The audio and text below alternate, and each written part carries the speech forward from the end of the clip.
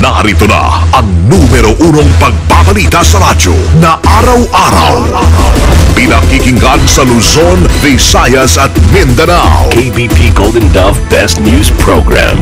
Mula sa Head News Center ng pinakamaraming himpilan at number 1 na radio network ng bayan, RMN. Ito ang numero uno. RMN News Nationwide. RMN News Nationwide. Kasama ang maasahang broadcaster, Buddy Oberas, at ang KBP Golden Dove Best Newscaster, Weng de la Peña. RMN News Nationwide. Headlines. Ngayong tanghali sa RMN News Nationwide. Investigasyon ng Senado sa Big Time Power Rate Hike pinagpapatuloy ngayong araw. Isam, umaming may sapat na supply ng kuryente na mag-shutdown ang Malampaya Facility.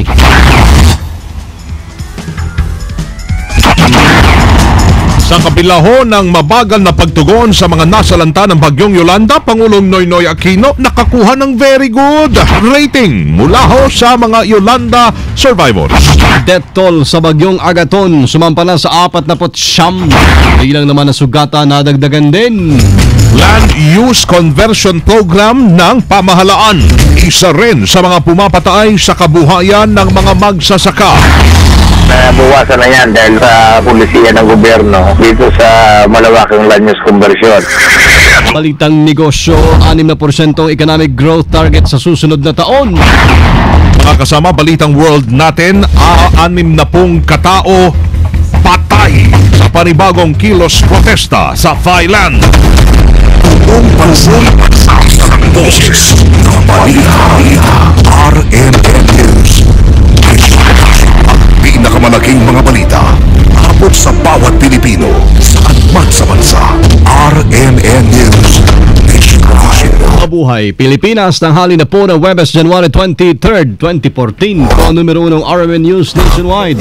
Ako si Buddy Oberas. Buenas tardes, Pilipinas. Ako naman si Weng de la Peña. Tayo ay live sa DYRI 774 RMN Iloilo, DXIC 711 RMN Iligan, DYMA 783 RMN Masbate, at sa DXRS 918 RMN Surigao. Live International via Ustream, search RMN Manila, live din sa WRMN New York, USA. At sa lahat po natin mga number 1 AM station sa buong bayan. Mga kasama, ay pinagpapatuloy po ngayong araw ng Senado ang kanilang pag-imbestiga sa Big Time Power Rate Hike ng Meralco. At ilang usapin kaugnay sa pag-amyenda sa EPIRA o yung tinatawag Electric Power Industry Reform Act. Dito itinanong ni Senate Committee on Energy Chairman Sergio Osmeña si Power Sector Assets and Liabilities Management Corporation President Emmanuel Ledesma Jr. kung may kakapusan ba sa supply ng kuryente para sabay-sabay dating mag-shutdown ng mga planta na pinagkukuhanan ng kuryente. With regards to Malaya, Your Honor, the system operator, or should I say NGCP, based on our procedure, is the one who determines dispatch. So, why didn't we run Malaya? Personally, my understanding is the supply was sufficient. I concluded that because NGCP never mentioned anything to us with regards to insufficiency of supply. This thing happened over a period of 4 weeks. In the first week alone, tremendous shortages turned up. That the price spikes already were indications that there was a shortage, and that the shortage would continue until Malampaya gas field came back on stream. So you cannot tell the committee, Mr. Ledesma, that you figured out that there was no shortage because nobody told you, when all you had to do was look at Western prices. Umawin din ang National Grid Corporation of the Philippines o NGCP na may pagkakataong hindi sila nakapag-issue ng alert para sa isasagawang power shutdown. May update tayo sa Senate hearing ngayon on power rate hike pa rin. Kasama natin live mula Senado si Grace Mariano. Grace. RMN Report. Nauwi na sa sisihan ang hearing ng Energy Committee hinggil sa pagtaas ng singil sa kuryente. Unang napagbuntunan ng sisi ang NGCP o ang National Grid Corporation of the Philippines dahil hindi daw ito nagbigay ng abiso ng shortage sa supply ng kuryente nang mag-shutdown ang Malampaya noong buwan ng Nobyembre. Pero depensa ng NGCP, maliban sa nagbigay naman sila ng yellow alert noong November 15, hindi naman daw nagdulot ng shortage ang shutdown ng Malampaya. Ang sabi naman ni Senator Sergio Osmeña at Chis Escudero, dapat kasi agad kumilos ang PISAM o Power Sector Assets and Liabilities Assets Management Corporation at pinatakbo ang Malaya Plant na kayang magbigay ng 600 megawatts upang naisalba sana yung kakulangan sa kuryente at hindi na tumaas ang bayarin dito. Pero giit naman ng PISAM, hindi sila binigyan ng go signal ng NGCP para i-operate ang Malaya, pero pinatakbo din naman nila ito noong December 2 to 10 pero huli na dahil mataas na ang presyo ng kuryente. Si Senator Antonio Trillanes naman ginisang mabuti ang Manila Electric Company o Meralco dahil gusto pa daw nitong lamangan ang mga consumers dun sa plano nila na paniningil sana ngayong buwan ng Enero ng dagdag singil noong buwan ng Disyembre. Nais nilang ipataw din ngayong buwan ng Enero. Mabuti na lamang na TRO ito ng Supreme Court. Kasabay nito, nagbanta pa si Trillanes sa Meralco na sa pag-abuso at pagmamalabis nito, baka maubos ang pasensya ng taong bayan at mga politiko o government officials at gumawa mga ito ng drastic move o marahas na hakbang tulad ng pag-takeover sa Meralco. Kasama mo sa Senado, Grace Mariano, Tatak RMN. Radyo mo Nationwide. RC Chairperson Sinaida Ducot sinampahan ang reklamo sa Malacanang. Kasama natin sa Balita Live, Conde Batak. RMN Report. Nagsampa ng reklamo sa Palasyo ng Malacanang ang mga kinatawan ng akbayan laban kay Energy Regulatory Commission Chairperson Zenaida Ducot. Isinampa ng abogado ng akbayan sa artilis sa tanggapan ng Pangulo ngayong umaga ang reklamo kay Ducot na pirmado ni na akbayan Representatives Walden Bello at Ibarra Gutierrez. Hinihiling ni na Bello at Gutierrez na sibakin ng Pangulo itong si Ducot dahil sa neglect of duty at incompetence sa pagprotekta sa interes ng gobyerno. Malinaw umano ito dahil inaprubahan ng ERC ang hiling na malaking power rate hike ng Meralco nang wala man lamang proseso. Paliwanag din na Bello at Gutierrez, pwedeng sibakin ng Pangulo si Ducot kahit may termino ito bilang chairperson ng ERC. Lahat naman umano ng mga kawani at opisyal ng ahensya at kagawaran ng gobyerno ay nasa ilalim ng superbisyon ng Pangulo maliban sa mga nasa constitutional bodies. Kasama mo mula sa Kamara, Conde Batak, Tatak RMN. Radyo mo Nationwide. Nakatanggap po ang Pangulong Noynoy Aquino ng very good na net satisfaction rating mula sa mga biktima ng Bagyong Yolanda.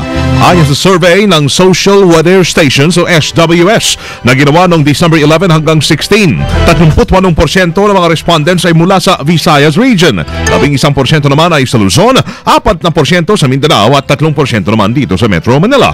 Sa survey, lumilitaw na 13% sa mga respondents ang nagsabing nasalanta sila ng bagyo.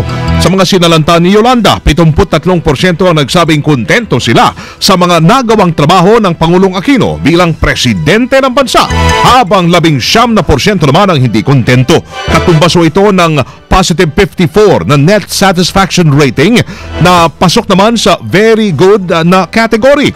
Sa mga hindi nasalanta ng bagyo, tumanggap si Pinoy ng positive 48 o plus 48 net satisfaction rating o good.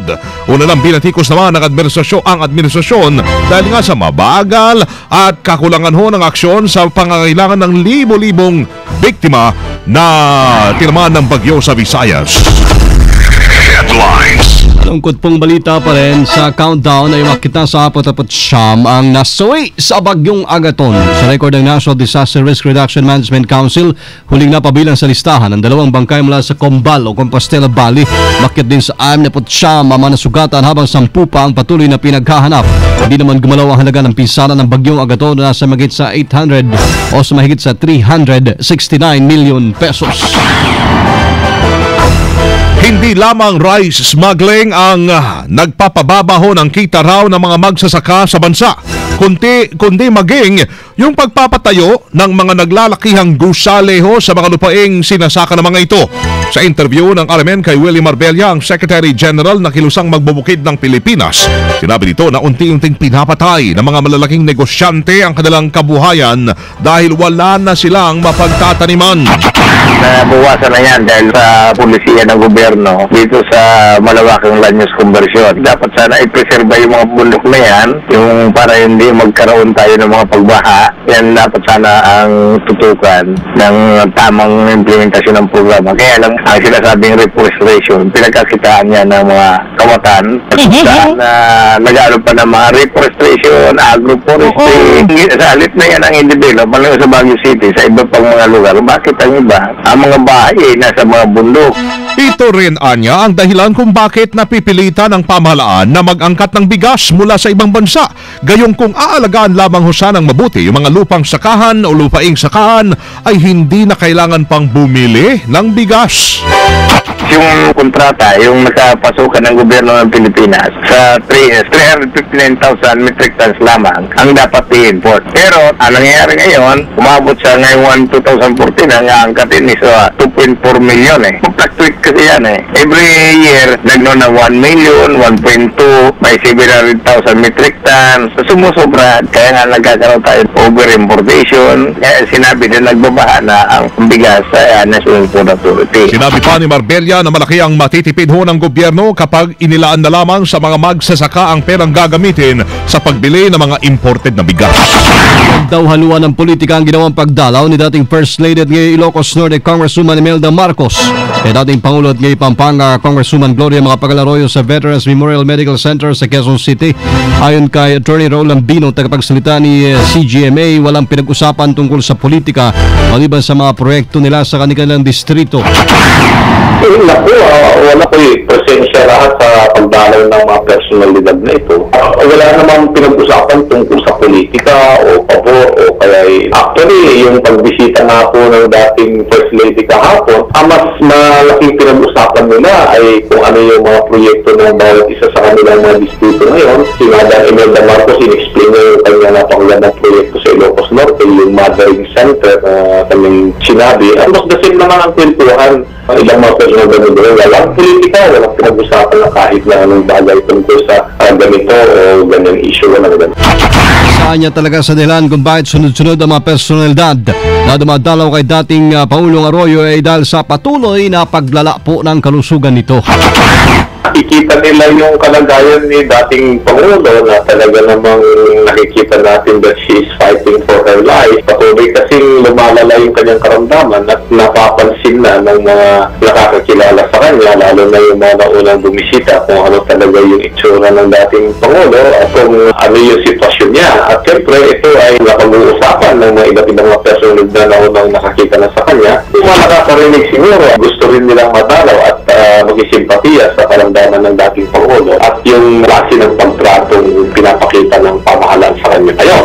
Tungkol kay Marcos, ilan sa mga kilalang personalidad na dumalaw dati kay Arroyo mula nito nagdaang Pasko ay sina dating Pangulong Fidel B. Ramos, ERAP, dating Vice President Noli de Castro, retired Lingay Indagupan Archbishop Oscar Cruz at si JAL leader Brother Eddie Villanueva.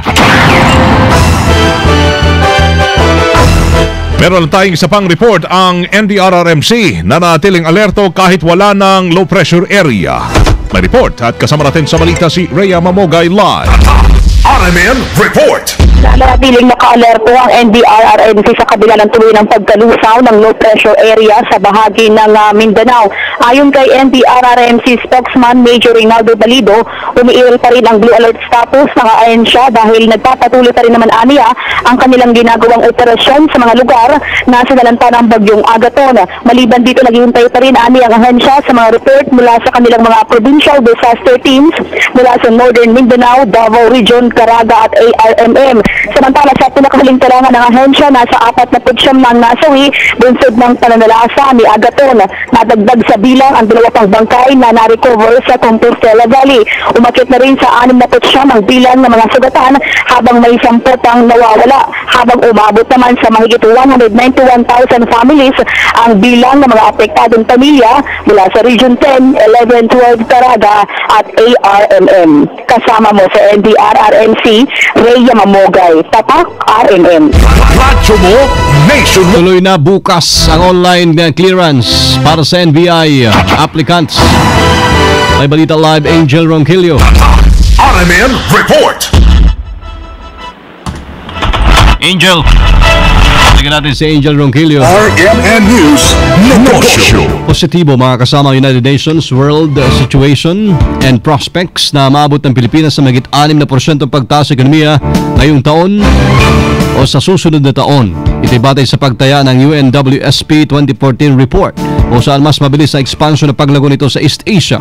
Nabatid na tumaas sa 6.7% ang GDP growth nitong nakalipas na taon, abay naasahan namang papalo sa 6.2% ang GDP growth ngayong taon at 6.3% naman sa susunod na taon. RMN News Abroad. Sa kabila ho ng pagdedeklara ng state of emergency, umakyat pa rin sa 6 na po ang mga namatay sa patuloy na kaguluhan sa Thailand. Ayon sa gobyerno ng Thailand, isinagawa ng state of emergency para na rin sa seguridad ng nagaganap o ng magaganap sa snap election sa Pebrero 2. Una nang idineklara ng mga official doon na walang mangyayaring crackdown sa mga demonstrador. Bukod dito, itiniyak naman na walang magiging epekto ang kaguluhan sa turista at hindi kinakailangan ng karagdagang deployment ng security forces. Live tayo mga kasama mula po sa RMN News Center dito sa Makati City Metro, Manila, Philippines. Inyong narinig ang numero 1 RMN News nationwide ngayong pong Webes ng tanghali, January 23 na tayo, 2014. Pwede panoorin ang naging pagbabalita namin ngayong alas 12 ng tanghali sa YouTube. I-type lamang ang RMN News Nationwide. Thank you Lord, muli po tayo nagkasama-sama. Thank you at kasama niyo ho salamat din ho sa inyong naging panahon sa amin. Kasama niyo sa serbisyo publiko si Buddy Oberas at Weng de la Peña. Dito pa rin sa tahanan po na may pinakamaraming number 1, pinakamaraming himpilan, RMN Radyo mo nationwide. Ang pinakamalaking mga balita habang sa bawat Pilipino, saan man sa bansa. RMN News. 12:17 na. RMN